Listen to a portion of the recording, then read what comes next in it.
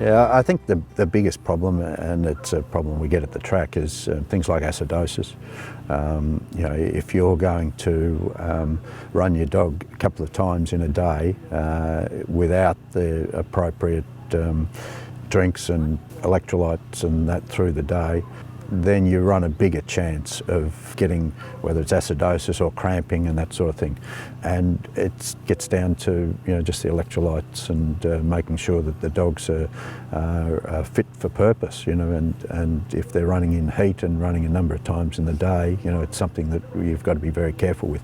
Cool day like today, it's not as big a problem, but certainly when you get into the heat, you know, if it gets into the mid-20s, then, you know, there's always the risk. And if you're going to stress dogs, you know, running them a number of times in warmer days, then you've got to make sure that you give them those electrolytes and give them a chance to recover between runs.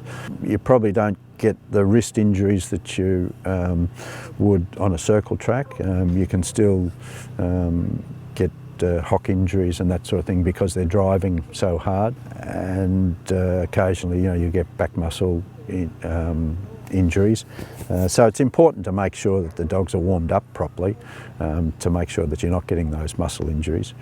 And I like to give them, you know, a good rub down before we go to slips a second, third time.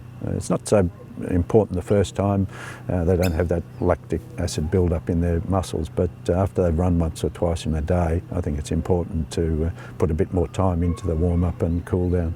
You know, making sure that they get enough fluids straight after they race is the most important thing.